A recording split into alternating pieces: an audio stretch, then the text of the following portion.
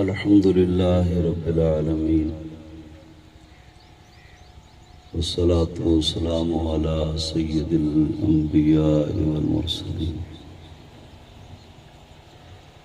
وعلى آله وأصحابه وأحبابه وذرياته أجمعين. أما بعد، أعوذ بالله من الشيطان الرجيم.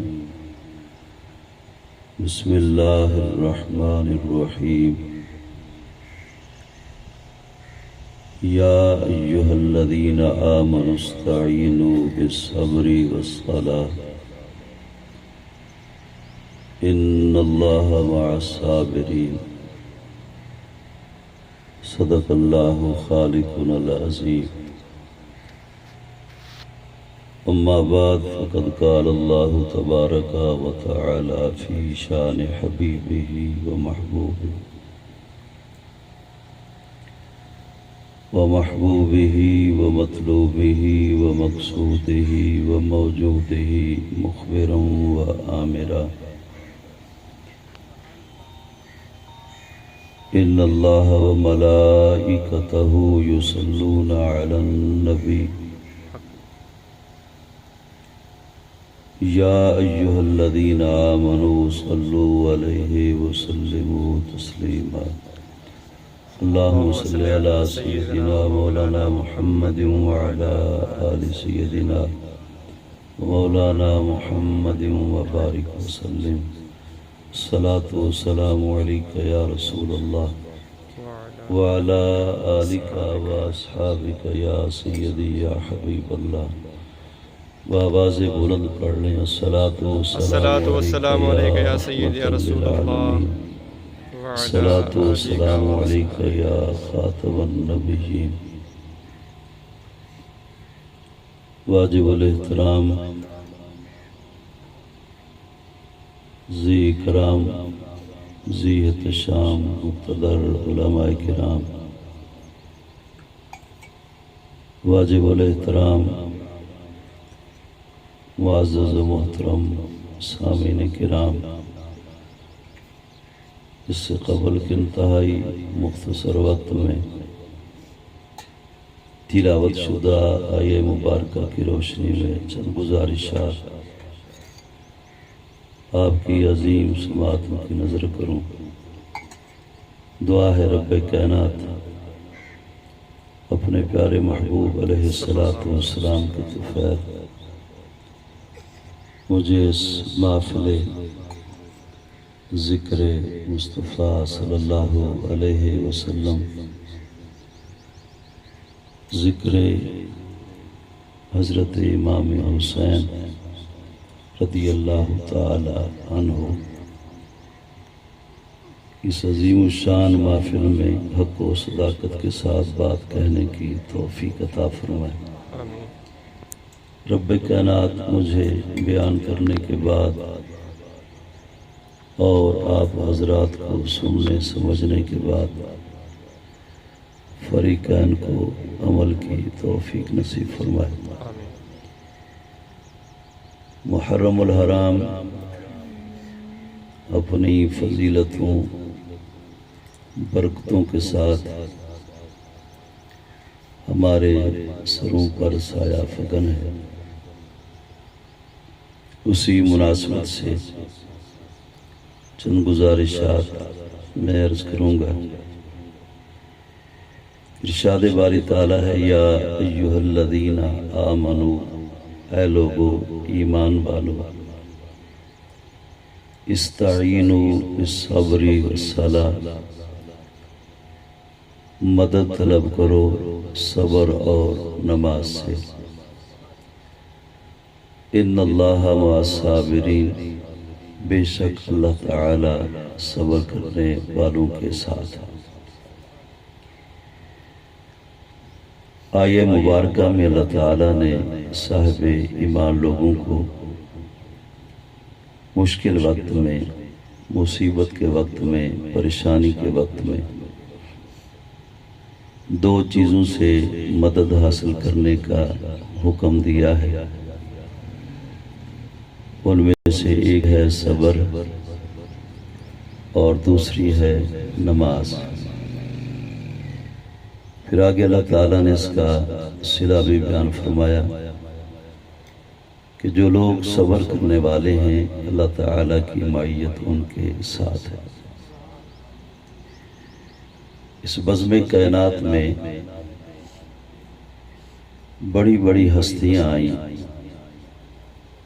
جنہوں نے اپنی صبر کی داستانیں رقم کی اور قیامت تک ان کا تذکرہ مختلف مجالس میں، مختلف محافل میں ہوتا ہے اور قیامت تک ہوتا رہے گا۔ ان میں سے ایک دو کا تذکرہ کرتے ہوئے بارگاہ رسالت مآب صلی اللہ علیہ وسلم میں حاضری، پھر نواسہ رسول سید الشہداء حضرت امام حسین رضی اللہ تعالیٰ عنہ کے حوالے سے معروضات کے بعد اجازت چاہوں گا۔ اس کائنات میں انسانوں کی رشد و ہدایت کے لیے حضرت نوح علیہ السلام اللہ تعالیٰ کے نبی اور رسول بن کر تشریف لائے۔ آپ کا دورانیہ جو تبلیغ کا ہے وہ 950 سال ہے۔ 950 سال تک اللہ کے نبی حضرت نوح علیہ السلام نے تبلیغ فرمائی۔ 950 سال کی محنت میں کل 80 افراد مسلمان ہوئے۔ آپ کا ہر روز کا یہ معمول تھا کہ اعلی صبح آپ گھر سے نکلتے، مین راستوں پر یا جہاں لوگوں کا اکٹھ ہوتا، اجتماع ہوتا، وہاں آپ تشریف لے جاتے اور ان لوگوں کو ایک اللہ کی عبادت کی دعوت دیتے۔ آپ فرماتے قولوا لا الہ الا اللہ تفلحون، لوگو لا الہ الا اللہ یعنی کلمہ شریف پڑھ لو، تفلحون کامیاب ہو جاؤ گے، فلاح پا جاؤ گے، دارین کی کامیابیاں تمہیں مل جائیں گی۔ اس کے برعکس جب آپ انہیں دعوت اللہ پیش فرماتے تو یہ لوگ آپ علیہ السلام کو پتھر مارتے، لہو لوہان کرتے۔ روضۃ الشہداء میں ملا حسین علی کاشفی رحمہ اللہ روایت نقل فرماتے ہیں کہ حضرت نوح علیہ السلام پر اتنے بھی کثیر تعداد میں پتھر برسائے جاتے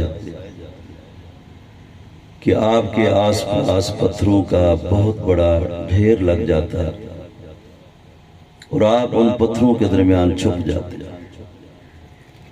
لوگ یہ سمجھ کر واپس لوٹتے کہ آج کے بعد ان کے ساتھ ہمارا سامنا نہیں ہوگا، یہ ہمیں دعوت اللہ پیش کرنے دوبارہ نہیں آئیں گے۔ اپنے تئیں وہ یہ سمجھ کر لوٹتے تھے کہ آج کے بعد شاید ان کا انتقال ہو جائے۔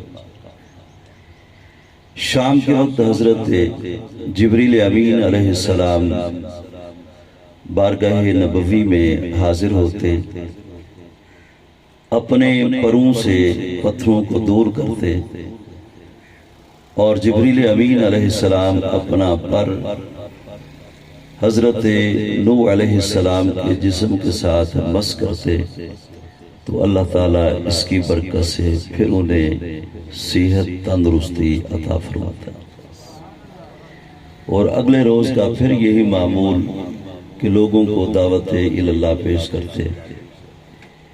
یہ ایک دو روز کی بات نہیں، 950 سال تک آپ نے دعوت اللہ پیش فرمائی، لوگوں کو اللہ کے دین کی طرف بلایا، لوگوں کو اللہ کی عبادت کی طرف بلایا، لیکن ہر روز کی بنیاد پر انہیں پتھر مارے جاتے، زخمی کیا جاتا، لہو لہان کیا جاتا۔ 950 سال تک آپ نے مسلسل صبر کیا اور صبر کا دامن تھامے رہے۔ بالآخر جب آپ اپنی قوم سے مایوس ہوئے تو پھر آپ نے دعا کی، رب لا تذر علی الارض من الکافرین دیارا، کہ اے پروردگار اب زمین پر ایک کافر بھی باقی نہ چھوڑ۔ اللہ رب العزت نے اپنے پیغمبر کی، اپنے نبی کی، اپنے رسول کی دعا کو قبول کیا۔ رب کائنات نے پانی کا طوفان بھیجا، جیسا کہ خود رب کائنات نے قرآن پاک میں ارشاد فرمایا کہ مما خطیئاتہم اغرقوا فادخلوا نارا، کہ سب سے پہلے ان کی خطاؤں کی وجہ سے اللہ نے انہیں پانی میں غرق کیا، پھر اس کے بعد دوزخ کی آگ میں انہیں داخل کر دیا۔ اسی طرح تاریخ اسلام کے اندر اگر آپ انبیاء علیہ السلام کے حالات زندگی کا مطالعہ کریں تو آپ کو جگہ جگہ یہی بات نظر آئے گی کہ حضرت آدم علیہ السلام سے لے کر محبوب خدا صلی اللہ علیہ وسلم تک ہر پیغمبر کو تکلیفیں پہنچائیں گئیں، اذیتیں دی گئیں، لیکن ہر پیغمبر نے صبر کا دامن تھامے رکھا۔ ان فہرست میں سے ایک نام ہے حضرت زکریا علیہ السلام کا۔ اس دور کا ظالم بادشاہ اپنی دختر سے نکاح کرنا چاہتا تھا، تو مشیروں سے مشورہ کیا کہ مجھے کیا کرنا چاہیے۔ انہوں نے مشورہ یہ دیا کہ آپ یحییٰ علیہ السلام کو بلا کر ان سے فتویٰ لے لیں، جو ان کا فتویٰ ہوگا اس پہ عمل کر لیں۔ حضرت یحییٰ علیہ السلام کو بلایا گیا، طلب کیا گیا۔ بادشاہ نے جب اپنا مقصد ان کے سامنے رکھا تو حضرت یحییٰ علیہ السلام نے فتویٰ یہ دیا کہ دختر کے ساتھ، بیٹی کے ساتھ نکاح حرام ہے۔ اس وقت تو خاموش ہو گیا، لیکن وہ مسلسل اس بات کی جستجو میں رہا کہ کسی طریقے یہ راستہ صاف ہو جائے اور میں اپنی بیٹی سے نکاح کر لوں۔ وزراء کو، بشیروں کو جمع کیا۔ اس نے کہا کہ یہ کیسے معاملہ حل ہو سکتا ہے؟ تو انہوں نے مشورہ دیا کہ آپ حضرت یحییٰ علیہ السلام کو قتل کروا دیں، شہید کروا دیں، لیکن اس سے پہلے زکریا علیہ السلام کو بھی شہید کروا دیں، کیونکہ وہ مستجیب الدعوات ہیں۔ اللہ کی بارگاہ میں جو بھی دعا کرتے ہیں اللہ رد نہیں کرتا بلکہ قبول فرماتا ہے۔ اسی پروگرام کو تکمیل تک پہنچانے کے لیے اس ظالم بادشاہ کے وزراء نے قصد کیا۔ باپ اور بیٹا دونوں نماز ادا کر رہے تھے۔ حضرت زکریا علیہ السلام کے پہلو سے حضرت یحییٰ علیہ السلام کو جدا کیا گیا۔ اللہ کے نبی نماز پڑھ کے، اب میں وہ تاریخ کے جو الفاظ رکھا، میں وہ نہیں کہنا چاہتا کہ میں اس لائق نہیں ہوں، میری زبان اجازت نہیں دیتی، عقیدہ اور ایمان اجازت نہیں دیتا کہ میں نبی کے متعلق وہ الفاظ کہوں۔ البتہ العاقل تکفیہ الاشارہ، صاحب عقل کے لیے اشارہ کافی ہوتا ہے۔ اللہ کے نبی آپ تیز قدم چلنے لگے، قوم پیچھے بھاگ رہی تھی، اللہ کے نبی تیز قدم چل رہے تھے، یہاں تک کہ آپ نے دیکھا کہ قوم بالکل قریب پہنچ چکی ہے۔ تو قریب ایک درخت تھا، آپ نے اس درخت سے فرمایا کہ مجھے پناہ چاہیے۔ شاید میں نالائکی کی وجہ سے بات کنفرم نہیں کر سکا کہ اللہ کے نبی کس کو حکم دے رہے ہیں؟ درخت کو حکم فرما رہے ہیں کہ مجھے پناہ چاہیے۔ اس کائنات میں نبی کا اس درخت کو حکم دینا، پھر اس کا جگہ دینا، یہ ثابت کر رہا ہے کہ لوگوں، کائنات کی کوئی چیز بھی ہو وہ جانتی ہے کہ اللہ کے نبیوں کا مرتبہ اور مقام کیا ہوتا ہے۔ اور پھر آگے وہ کہتے ہیں کہ بال کی کھال اتارنے والی بات ہے، وہ بھی میں عرض کرتا ہوں۔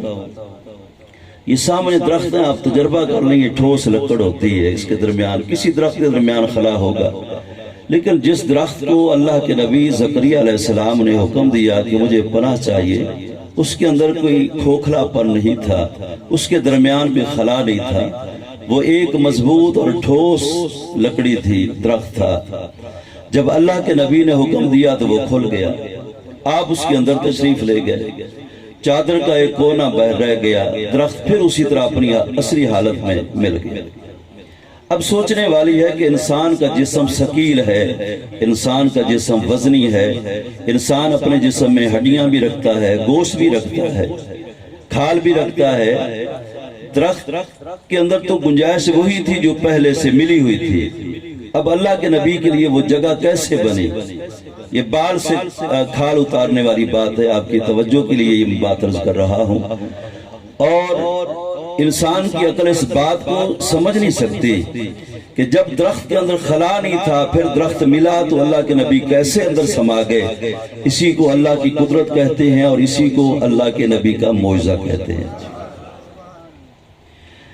اب قوم آ کے کھڑی ہوگی، پریشان ہوگی، اب کیا کرنا چاہیے؟ زکریا علیہ السلام کو پہلے شہید کرنا ہے، پھر یحییٰ علیہ السلام کو شہید کرنا ہے۔ تو شیطان ابلیس جو تھا یہ ایک انسانی شکل میں آیا اور اس نے سوال کیا، کیوں پریشان کھڑے ہو؟ لوگوں نے کہا کہ اللہ کے نبی اس درخت کے اندر چلے گئے ہیں، ہم ان کو شہید کرنا چاہتے ہیں، قتل کرنا چاہتے ہیں۔ اس نے کہا کہ یہ تو کام ہی آسان ہے، آپ آرا لے آئیں اور آرا چلا دیں، درخت بھی کٹ جائے گا، اللہ کے نبی بھی شہید ہو جائیں۔ قوم کے کچھ افراد گئے، وہ آرا لے کے آئے اور انہوں نے اس درخت کے اوپر آرا چلانا شروع کیا۔ آرا چلتا رہا، لکڑی کٹتی رہی، یہاں تک کہ آرا اللہ کے نبی کے سر پر پہنچا۔ آپ کی توجہ چاہتا ہوں، باقی آپ کا اپنا ذوق ہے، آپ دھیان رکھیں کہ اس کائنات میں بڑے بڑے صابر آئے، انہوں نے اپنے اپنے صبر کی داستانیں رقم کی۔ میں آگے چلتا ہوں، یقیناً آپ محظوظ ہوں گے، گلا ساتھ نہیں دے رہا اس لیے میں آہستہ آواز میں بات کر رہا ہوں کہ جب آرا پہنچا اللہ کے نبی کے سر پر تو آواز قدرت آئی، کہا کہ اے میرے پیغمبر، کہیں صبر کا دامن آپ کے ہاتھ سے چھوٹنے نہ پائے، اگر آج آپ کے ہاتھ سے صبر کا دامن چھوٹ گیا تو میں صابرین کی فہرست سے تمہارا نام کاٹ دوں گا۔ زکریا علیہ السلام عرض کرتے ہیں کہ مولا، جس طرح تو راضی ہے تیرا پیغمبر زکریا علیہ السلام بھی راضی ہے۔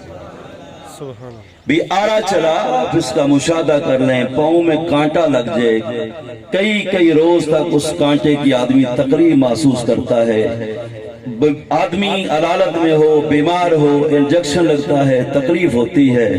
یہاں تو انجیکشن والی بات نہیں، کانٹے والی بات نہیں، اللہ کے نبی کے سر پہ آرا چلایا گیا اور پورا جسم کاٹا گیا۔ نبی کی زبان پر نہ آہ آئی نہ افسوس آئی، اللہ کے نبی نے صبر کا دامن تھامے رکھا۔ تو پتہ یہ چلا کہ اللہ کے جو برگزیدہ بندے ہیں، اللہ کے جو نبی ہیں، اللہ کی جو برگزیدہ ہستیاں ہیں، ہر مشکل کے اندر، ہر تکلیف کے اندر ہمیشہ وہ صبر کا دامن تھامے رہتے ہیں۔ حضرت طارق بن عبداللہ حضور کے صحابی ہیں،